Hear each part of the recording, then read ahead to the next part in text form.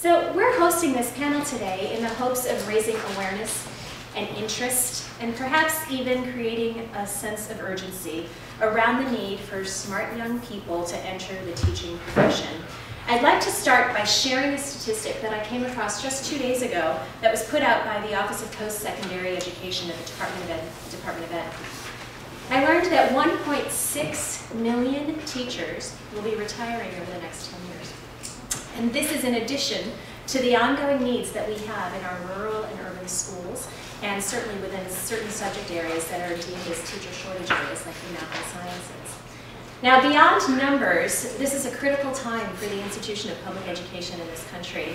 And as you know, there are many complicated questions being raised about who should be teaching our children, what qualifications and skills teachers need most, what it means to be effective, and how we actually measure that effectiveness.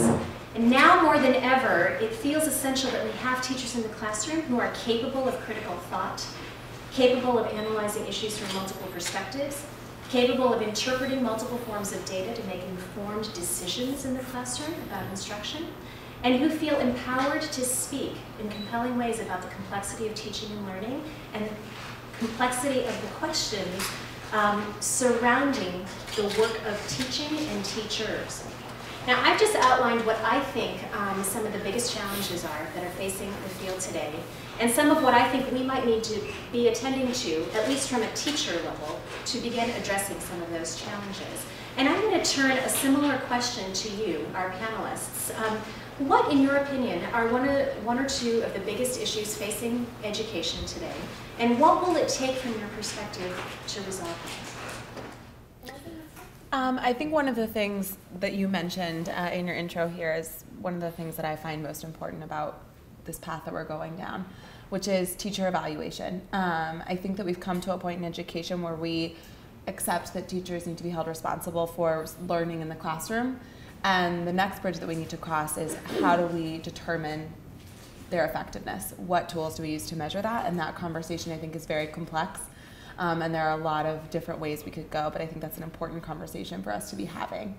I think the second piece that's very important that the field of education is facing today is a broad understanding outside of the field of education of what it takes to be an effective instructor, and a general sort of respect and understanding of the profession.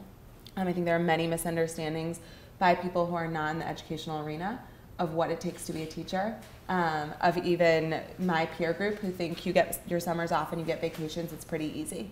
And that's something that we need to work to change, and we need to bring a different level of respect to the profession.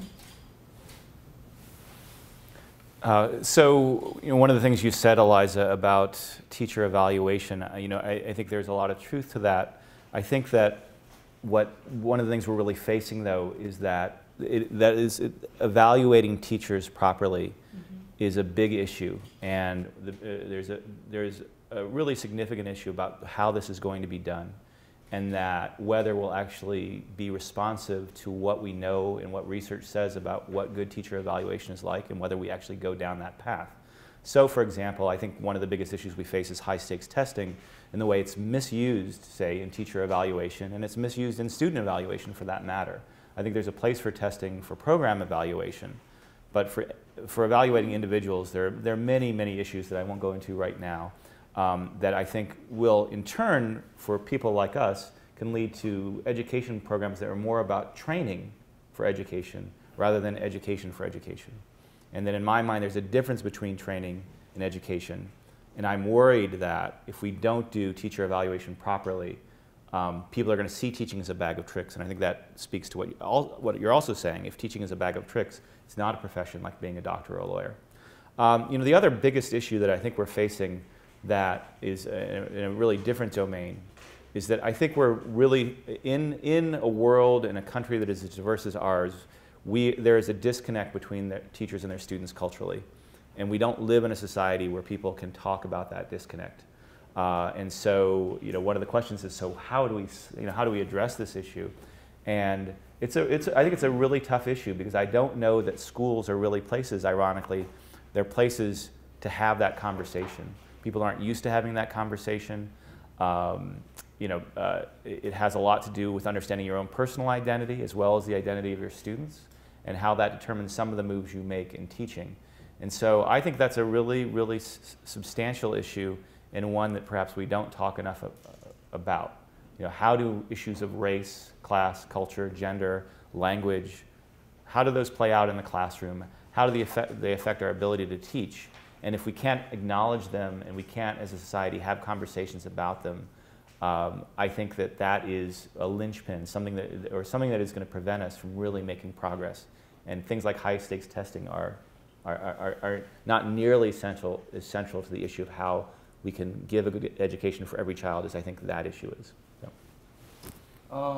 I think I'll take it a different way. You started out your comments by saying that you had, there's this great need for urban teachers. 1.8 million, I think you said. So that number keeps on growing, right? People keep on talking about the need for great teachers, particularly in our urban schools and communities. And I think if you actually look at the distribution of teachers and frame that a little bit differently, and instead look at how many our teachers are retiring, and instead look at sort of the economic, principle of supply and demand, right?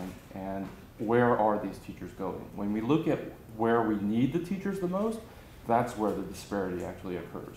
And so I don't know if we need teachers, for example, applying to go teach at Lincoln Park or Lakeview or things of that sort. I think we need teachers that are willing, committed, able, highly educated, well-trained, committed, are able to tackle some of the issues that Doug just mentioned, think critically about race, class, privilege, their own privilege, the injustices that are going on in these communities and how deeply rooted that is, and be able to work effectively, and work effectively with other community-based organizations, for example. So, I think in our program we talk to our candidates about that they're not in it alone, right? We want our candidates to be living in the neighborhood, and we're talking about neighborhoods like Auburn Gresham and South Lawndale, Albany Park, that are very dense, have long histories of many challenges, and we support them in a module that allows them to really understand the dynamic of the neighborhood and all the various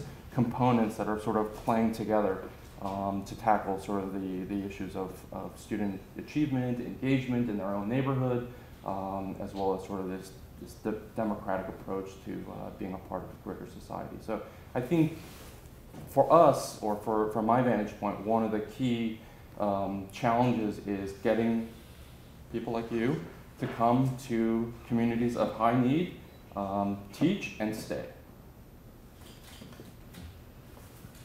So I think, and I would agree with everything that's already been said, which is the luxury of being the last person on the panel. But I think in a really general macro way, one of the biggest challenges we face is figuring out what to do with the kids that have traditionally been at the tail ends of the bell curve in the nation, right? So the ones that have done really well and the ones that are struggling. And that often education has kind of been aiming toward the middle. And that's, I don't want to say it's easier because it's not easier, but it's really been where policies have rested. It's been where teacher preparation has rested. And so I think that as a nation, we actually have to have some difficult discussions around what happens with the tail ends. And I think if we don't, then we're going to continuously repeat past mistakes and failures in finding solutions to public education. I would say there are 3 things that could help to begin to solve that challenge, and one of them is teacher evaluation. So I do think that we have not yet answered the question, can we transition to a system that evaluates teachers based on performance or driven by performance? And I think we all saw with the strike here in Chicago that is a huge, very prevalent, complex challenge to face, and that districts and unions and parents and community members are all trying to face that together and what to do about that together. And that actually makes it more complex when you have so many folks kind of at the table with different ideas about what that looks like together doing it. We need like some massive God-like facilitator who can really kind of come in and help to facilitate that complex discussion. But I think that assessing the appetite for that and where we really are and how far we're willing to go in that assessment of teachers is a huge issue facing the nation. And then I think teacher preparation, which is of course what we're all talking about here today, and getting a sense of, from this evaluation, right, what makes a really, really great teacher, and that we don't yet, we have some evidence, there's a lot of evidence, there's a lot of discussion and there's a lot of white noise and there's a lot of argument about what makes that great teacher. And so I think without having more of an evidence base that people can agree to, that what makes that great teacher and how we prepare teachers all the way from the beginning of selection and recruitment to the end of distribution, which is a crazy challenge, right? Because the supply and demand issue is really out of whack. We do not have a shortage of teachers in the nation. We have a shortage of quality teachers. We have a shortage of teachers willing to teach in high-need neighborhoods and communities around the country. And then I would say the last thing is just building a better, more aligned culture around research. I think that education research has been pretty tragically underfunded in the nation, and it makes for policies that tend to be kind of one-off, quick and dirty solutions to issues that are tied to poverty and other challenges that education is kind of walking hand in hand with. So I think my organization works with a lot of institutions in higher ed, and they're all talking about research, but no one's talking to one another. And so I think it's a challenging culture of really identifying what needs to be researched, not what people want to research, but what has to happen in order to actually better inform the field of teacher ed. So it's interesting that so many of you touched on this challenging issue of teacher evaluation, and I'd like to come back to that in just a few minutes. So I'm going to put that conversation just on the side for a second. And I'd like you to answer a really different question, just again to help the audience get to know you and your work and the perspectives that you're bringing, because I think each one of you actually brings a really different perspective to the work. So can you please just go through and talk to us a little bit about the program or programs that you represent, and what you think, name a unique characteristic or two of your program that might be a draw for students, prospective students in the room. So my organization is Teach for America, which is an organization that was established about 20 years ago and recruits traditionally recent college graduates to go teach in the communities that we're talking about, our highest needs communities around the nation. We teach in 46 regions across the country, both urban and rural, and we take recent college graduates of all academic backgrounds, spend 6 weeks over the summer during a summer institute intensively training those students to become teachers. Because that is only a 6-week training, we also spend a lot of time supporting and developing them while they are in the classroom for the 2 years that they're serving as a core member. They come out of the classroom with their full teacher certification, as well as a master's degree if they decide to pursue that during their time in the classroom. And about 63% of our core members stay on involved in education. And I mention that statistic because it speaks to sort of the unique aspect of our organization, which is that we sort of have both a short-term and a long-term mission.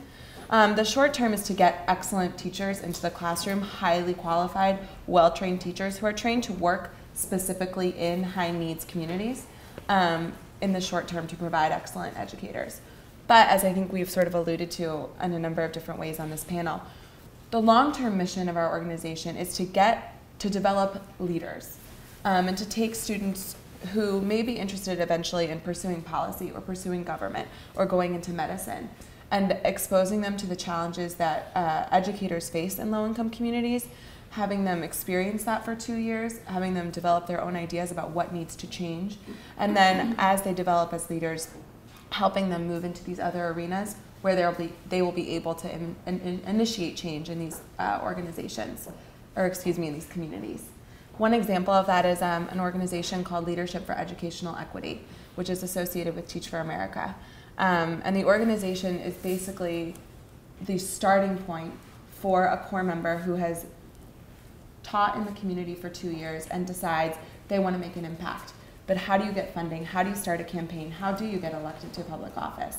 And this is an organization that helps students, or excuse me, core members, to get to that point where they can have sort of that political influence. So again, I'm Doug. I'm from the Urban Teacher Education Program, and I think that the unique feature that I'd emphasize for UTEP is the depth of the program. That we're in fact a 5-year program, and that our vision of what it will take to be the change, which is our slogan, is that we need to provide our students up front a 2-year master's program, which involves a year-long residency, which involves small group work in the summer and tutoring in the first year.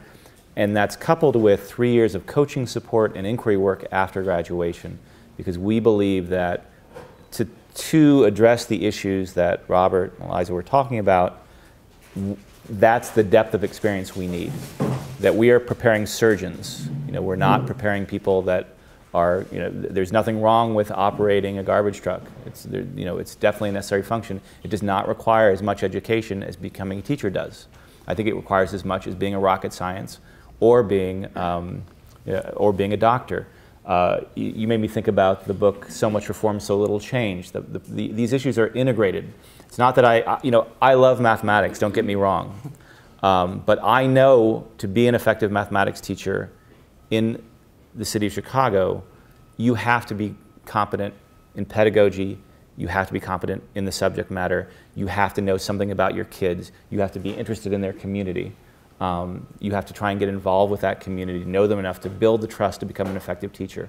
Doing all those things at once is very hard. And so again, I think our unique feature is that we attend to that by putting our students in an inquiry stance, giving them very deep, very long education. I'm trying to avoid using the word training.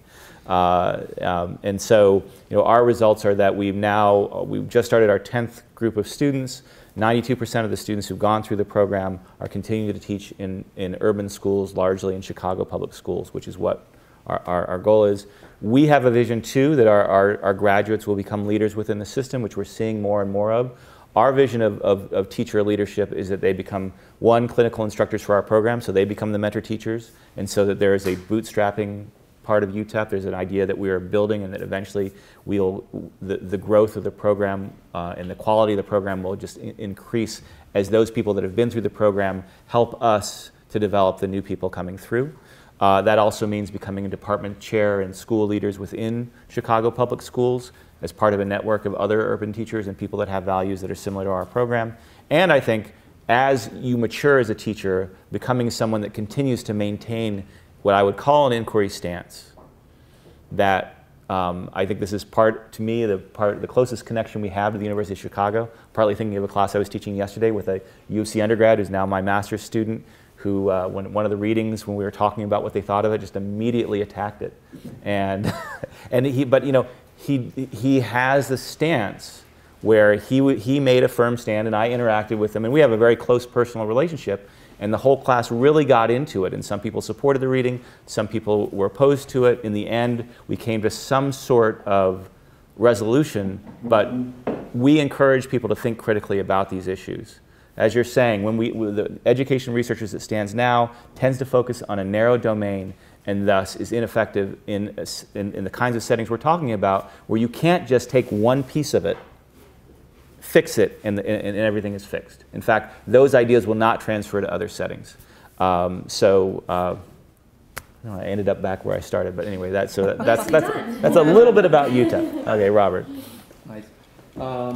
Well, so I'm the founding director of the Chicago Teacher Pipeline, and you know, as Kavita mentioned in the intro, you know, ISU prepares the most teachers for the state in Illinois, and Chicago Public Schools is the largest employer of teachers in the state. And so really I think what makes our program unique, and certainly unique in this panel, is we're the only undergrad, I think.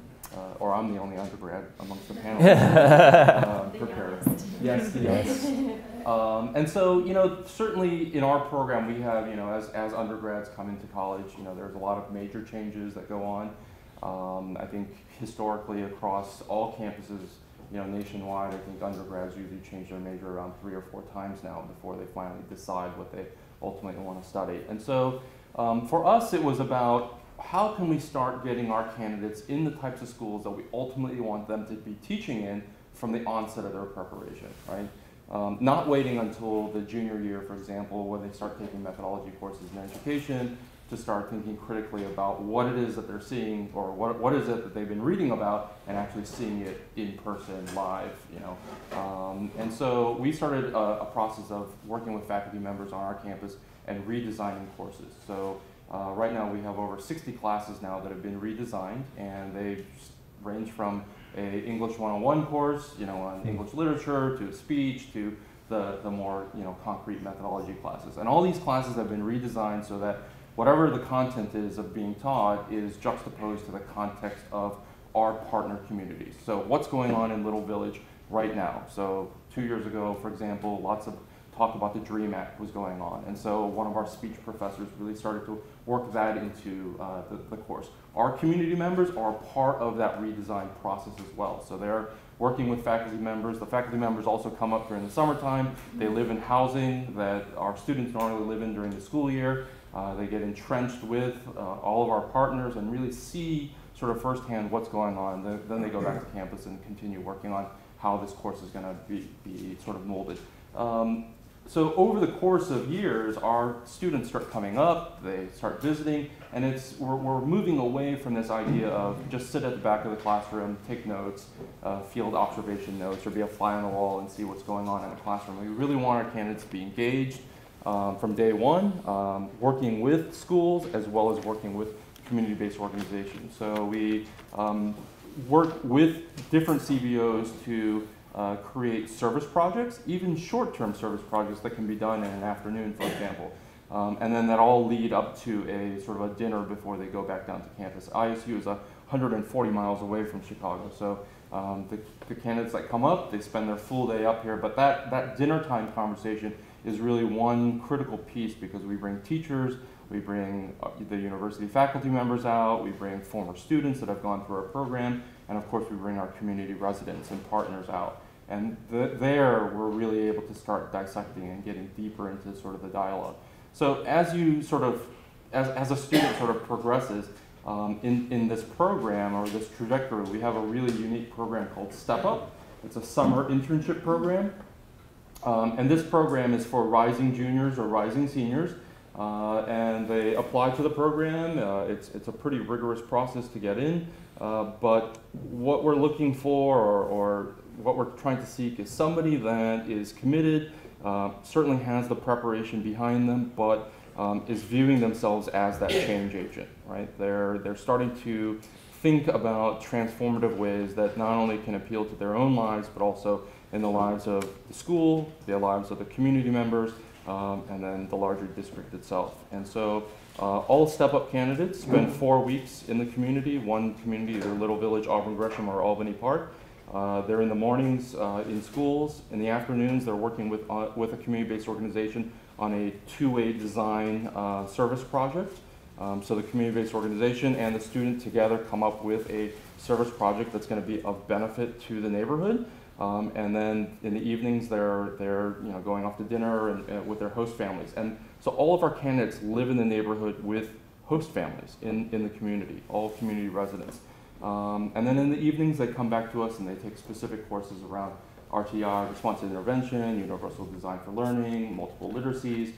We also engage them in other neighborhoods in Chicago that we don't necessarily work with, but that are also doing things that are quite transformative, and ways that those neighborhoods are parlaying, or leveraging resources and working with other CBOs to sort of tackle and challenge the problem. So those students then either go back to campus and continue another year, or they remain with us in our flagship program, which is our professional development school. Again, they live in the communities, and the PDS is a year-long experience. It's definitely slated to students that are of a slightly different breed or makeup, in the sense that they need to be extremely well prepared, have their courses mapped out well in advance, so that during that senior year, it's just the final methodology courses that are going to be taught here on site in Chicago in the schools. And this really gives our candidates that opportunity during the first semester to reflect on what it is that they're learning and see it or practice it immediately the next day in the classroom.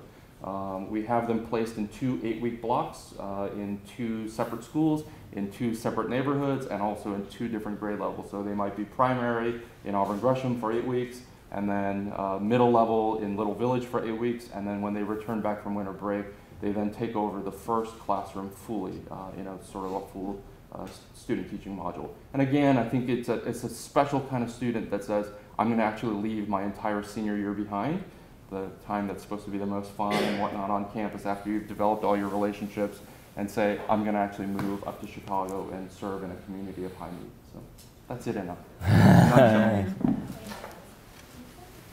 So the UTRU is a network of programs around the nation that are or represent the residency model. UTEP is actually one of our partners. The model itself was structured, basically the launch of the first residency program was here in Chicago by the Academy for Urban School Leadership in 2001. And kind of the big idea was to take what was best about what was happening in traditional undergraduate programs, take what was best about happening with alt-root, and kind of mash it all together and figure out a way to provide teachers with a more extensive clinical experience. And that much of what, and this should have been the first thing that we could have named this first, that the disconnect between the clinical experience for teachers and what's happening in their institutions of higher ed is dramatic. It's a prevailing issue. Everyone that we ever talk to in Washington, D.C. is talking about how to collapse those challenges. So policies are trying to fight that. Institutions of higher ed are successfully fighting that in a really small number of cases, to be frank. And so the challenge around who's really supplying teachers and what they actually need to be successful, I would say, is a huge issue that some of our newer policies coming out of the Obama administration are starting to impact, but that we have a long, long way to go. The residency model is actually meant to collapse that barrier between what's happening in the classroom and what's happening in academic coursework. And so that they're always kind of having, that practice and theory are always chasing one another, that they're not, kind of jogging alongside an experience. When you talk to teacher mentors or teachers in the field or emerging candidates in the field, one of the first things they'll tell you is that what they're experiencing in their classroom and what their academic professors are telling them are so different. And the candidate is meant to kind of make meaning on their own. And that is somewhat, easier to do as a master's student or as a career changer, where you may have some foundation for making some of those, making meaning for that in your head. But for undergraduate folks, it's really difficult to say, do I listen to my professor or do I listen to my mentor who's in my professional development school? So the residency model was developed to kind of answer for this challenge and offer both a master's degree as well as a full-year classroom apprenticeship to emerging teachers. So these are all pre-service teachers. It's based, I would say, loosely on the medical residency model. So the big idea is that candidates have a full year of preparation before they're responsible for their own classroom of kids. That it is a bit like training the Navy SEALs of teaching, we call it. I mean, it is an intense experience. It's everything you named. It is a full year alongside a hand-picked master, mentor, teacher in an urban school district. And so a teaching candidate will spend a full 10 months alongside that professor or that mentor teacher before becoming a teacher of record. Many of those candidates are hired by the schools in which they had their apprenticeship experience. And all of the candidates receive a master's degree, either an MEd or an MAT, prior to kind of some of them bleed now into the second year, but really by the beginning of their first year of teaching as a teacher of record in a school district, they have their master's fully certified to teach, and then have had this full year of experience. We've now found, and there's a lot of evidence to support this, that a single mentor, a single teacher cannot provide an emerging teacher with everything that he or she needs to be successful. We're starting to see the medical residency model kind of picking up momentum again in some of the sites around the nation, meaning that they're actually conducting rounds in multiple classrooms with multiple mentors, trying to glean what they need from folks that may have expertise in particular areas. If you can imagine that model, it's quite sophisticated and expensive. So you've got to identify schools that can host those teacher candidates. You've got to identify mentors. There's a significant shortage of mentors around the nation that are capable of doing this kind of embedded mentoring of an emerging teacher, particularly in a high-stakes testing environment. A lot of mentors don't want to turn their classrooms over to rookies for extended periods of time and then watch them make mistakes with their kids. And then try and correct those mistakes in live time. It's a big job. The residency model has picked up significant momentum in the last 5 years, primarily because of the programs here in Chicago. Having had Arnie Duncan here and then moving into his existing role has helped in the policy environment create some funding to launch these programs. Their 3-year retention rates are around 95%. Their 5-year retention rates are around 85%. That's compared to 50% in urban districts around the country. So the statistic changes, but most urban districts will report about a 50% loss of teachers after 2 years. So these residency trained candidates are staying for a much longer period of time. They also are contracted in with their programs and their districts for 4 to 5 years, depending on the district. But even past their field commitment and that contractual commitment, we're seeing 80 to 85% staying in teaching and doing what you're talking about, which is kind of home growing a group of mentors and teacher leaders and department chairs. It is a very particular group of candidates that are asked into these programs, that are selected into these programs. We've tried to take what TFA has done in terms of making teaching really sexy and appealing, and trying to kind of infuse that into how might we take all of that, steal it really, and how might we take all of that and find candidates that see teaching as a career, and a career today defined as 7 to 10 years, right? So that's not 30 to 40 years. And really embed them into schools for a long period of time, and then grow and become leaders. Thank you. So I've got a couple of questions here around teacher evaluation, which is something that all of you touched on in your early comments. So many of you made the point that getting teacher evaluation right is essential, right? Because the current system right now is problematic. So what does getting it right look like, from your opinion? And what might be, related to that question, some of the true barriers that you think are present to developing effective teacher evaluation? Here, I'll volunteer and then I'll try and be concise in case somebody. I would say that in assessment and teaching, this is what in UTEP we call split vision. So in the same way we might assess children, we think about how we might assess ourselves. And so I think doing assessment well is hard, and in a performance like teaching, we need to develop criteria and indicators for those criteria and talk about growth. I think this sort of, there's a sort of binary, you should be fired, you should get a trophy. And that's kind of, there's that, getting away from that model, and a model where we have some sort of rubric where we look at different domains of teaching practice and we tell people this is where you are and this is where you could go. And this kind of evaluation works for a teacher that's having greater success and lesser success, because the real question is, what is the most important area for you to improve in, and how do you get there? As opposed to, again, I don't know that student test scores in and of themselves allow you to do that. So again, I think the challenge there is whether school leaders actually have the professional capacity right now to do assessment well. And to do assessment in this way that is oriented towards growth and not oriented towards pay or whether you remain hired. I mean, that might affect a small percentage of teachers, but for most of them, they're going to be there. And the question is, how do we create a system which continually helps teachers improve? And that's hard, because to do it well is hard. It's hard for all of us. Doug, what I hear you saying in your comments is that there is a really strong need to marry teacher evaluation and the work around teacher evaluation with a culture of professional development, and that sometimes the two are separated right now. So I hear you saying that. And I think there are people that would agree with that and also push on that by saying, well, we also, how do we know what what kind of growth is enough, right? How do we know that teachers are meeting a certain set of standards, if you will? So can one of you speak to that?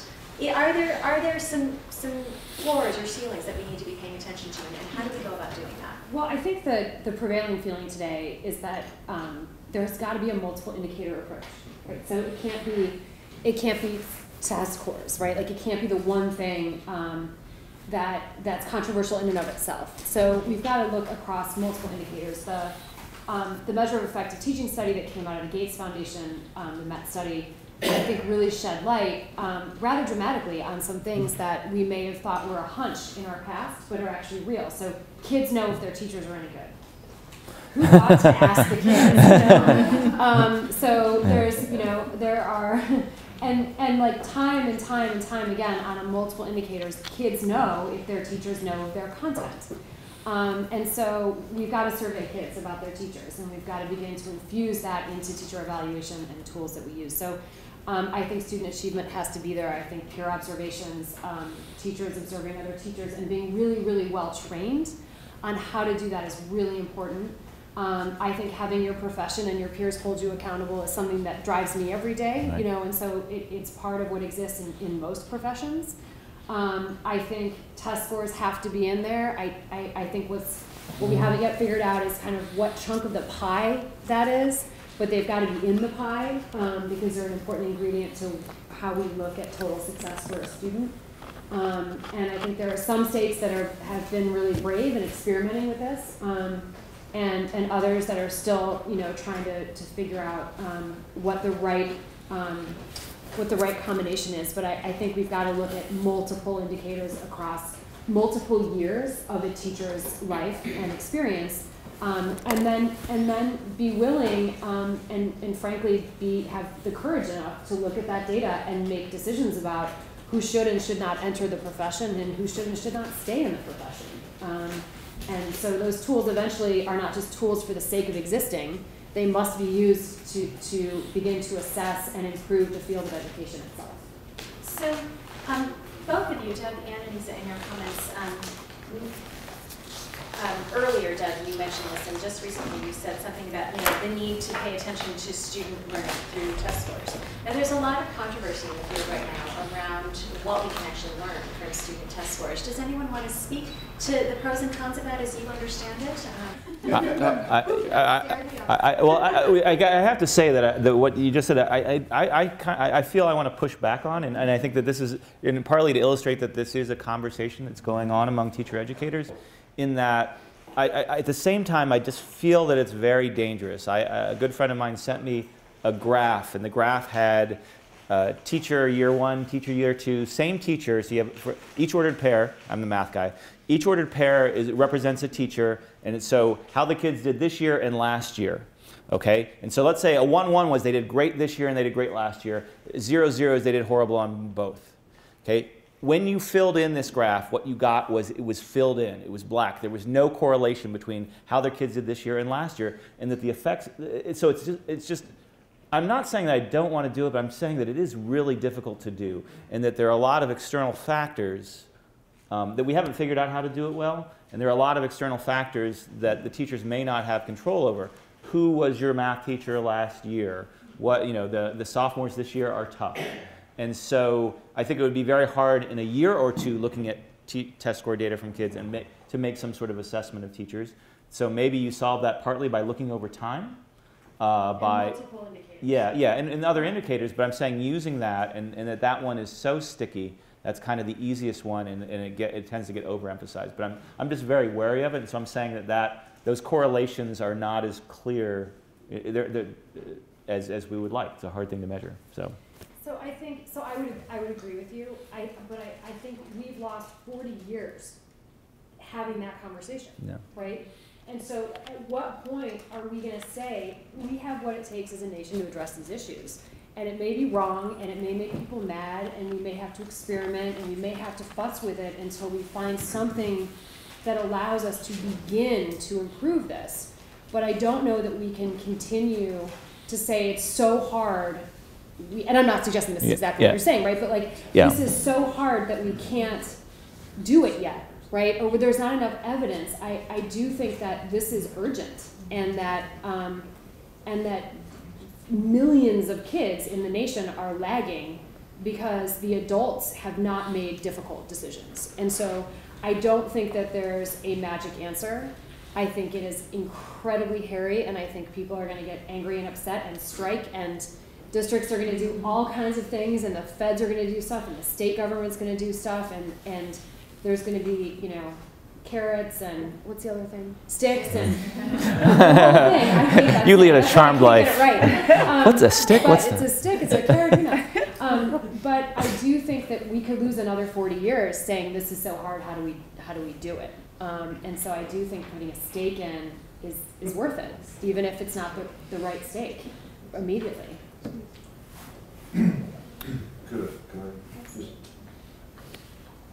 I would like to kind of first just say one thing about your concerns about, like, we need to be very careful how we go about this. And one of the things that I think can be helpful as a member of the Chicago Teachers Union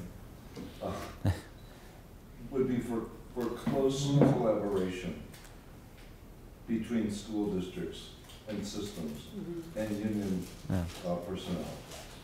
And because we do have knowledge by virtue of working in the trenches that administrators often do not have, and that must be taken into account in order to develop the effective and fair system. But to Anisa's point, you know, the problem that's facing, I think, American education is mostly around educating poorer and less advantaged children, who are often minority children. Middle-class kids and upper-middle-class kids are doing just fine. It's not like the earth is the sky is about to fall. It's about these poor kids and what do we do with them. Kids who come to school, start school behind, before they even enter kindergarten, by virtue of their experience in life up to that point. So they're already behind. So I think, well, I think it's great that we're talking about let's make teachers accountable and let's take a hard look. And I totally agree with you. We have to speak truth to power no matter what. But the rest of the truth is that kids don't know things coming into school. They're behind and they need extra remedial instruction, a response to intervention. For example, why isn't there a response to intervention in the Chicago public school system right now, 2 years following its mandate by the state of Illinois? And it's not just the city of Chicago. So I would throw out that we need to bring parents into the equation and keep them better informed so that they can help guide and pressure the powers that be that are tempted to save money on everyone's property tax and let the poor kids' education, well, not pay so much attention to that. So that's kind of my take on it. And I'd like to see us talk about, as long as we're willing to talk about truth to power with respect to teachers and teachers unions, which I'm all for, by the way. Let's talk about truth to power with respect to principals and districts and mid-level management in school systems and planning, and stop acting like everything we do in Chicago, we have to reinvent the wheel. What's going on in other major cities? And which of those cities are working effectively with kids just like ours? What are they doing? So I'm going to use that point to build on a question that you just raised. Absolutely. Wow. Thank you. And some other questions that are coming from the panel that I think can keep the conversation moving. So the question that was just raised is what might we learn from other cities? One question that we have here is what can we learn from education models used in other countries that might inform our work, particularly in urban education? And similarly, what are the things that education research might be able to tell us? Where should we put our emphases so that we can actually improve the work of urban education? So I've just offered a series of questions, and I'll let any one of you dive in. Maybe, I think time. time is needed, you know? I mean, time to reflect, time to think critically, time to think about your practice, have a time to observe other master teachers. I mean, it's great that these residency models exist and that happens at the onset of somebody's career, but I think that needs to be an ongoing process. You are only going to develop as an individual and a teacher, community member, school leader, and whatnot if you have this time to really engage other people. And it's great that we now have this longer school day, but how are we actually going to use that time? You know, I think when you look at what other countries are doing, teachers have time released that they can go off and observe other people, they can talk and have discussion forums around practice, around theory and the way that those two intermix. And I think here we're always just rushed. Everyone's constantly in this wheel, running as fast as they can. And I don't think you have the time to, let alone catch your breath, than to think about what worked really well in that lesson. And have somebody else to maybe tell you, well, I actually think you did, you know, quite well with this one concept, and maybe right here is where you lost it, or where the class sort of disengaged from you, and maybe the next time you might want to do something like this. That, and also mixing those opportunities to discuss with other people that are actually in your discipline, and also are in the similar, maybe sort of situational arenas that you're in. So I don't think it does a lot of good to be mentored, for example, by a music teacher if you're in English or in mathematics. You know, I think to have that common core discipline and have somebody that understands what it is that you're dealing with or actually teaching is critically important. And I know that, you know, CPS has put out all sorts of different, what it was called Mint and Golden and now CNTC, and they all talk about we're matching people that are in the same discipline, but it's actually not true. You go out and talk to beginning teachers that are mentored by now CNTC, and they're not always in the same field. They're not always in the same discipline, in the same grade level. Some of them might not even have taught in Chicago public schools before. So I think all those things are things that we need to think critically about. Thank you, Robert. Eliza, anything to add, either from a personal or a TFA perspective? I think that one thing that I would add to that, and I think that you've alluded to this as well, and this goes back to the testing component, is that if we have a high-stakes testing environment where teachers feel that the only point at which they're being evaluated is their test scores, their willingness to engage in that reflection and to open their classroom up to another teacher and to really collaborate with other community members is going to be much lower. Creates an environment where teachers are competing with one another and where they're incredibly stressed about what they need to prepare their kids to do, which I think then goes to what are we actually asking our teachers to teach if the only thing that we are asking them to do is have their students perform on these standardized tests. But I think you've talked about that learning environment and the need to really create space for growth for teachers and not the sense that this test score at the end of the year is going to make it or break it and I'm in this for myself. How can urban schools attract better educators? And how do we, as a collective, elevate the profession of teaching? Framing teaching as an opportunity and as an upwardly mobile profession and something that you can build into and that is continuously challenging, and really creating a profession. Eliza kind of alluded to this at the very beginning, but this is a pretty exciting time to enter an urban classroom. I'd say transforming local schools and reframing them as the central asset of that neighborhood, instead of shutting them down. Let's rebuild them. I'm going to build off something you said earlier, Robert. Just that this idea of time, that schools do professional development. It's often very finite, short, and teachers don't see it as being valuable. We have to change the vision of what professional development looks like in these schools.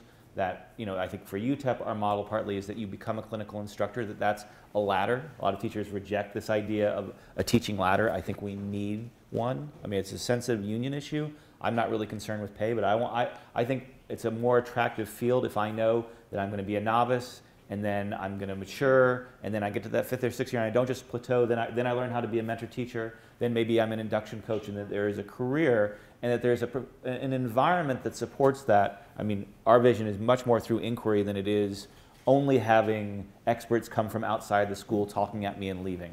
Like, I think that model has to change. I think this is all connected to teacher evaluation as well, because when it's done well, I'm participating, I'm self-evaluating, I'm talking to someone and having a professional conversation. I'm not, the principal's coming to observe me today and I'll be fired or not. Like that is not an environment that's attractive. But one where my growth is supportive, I think would be attractive.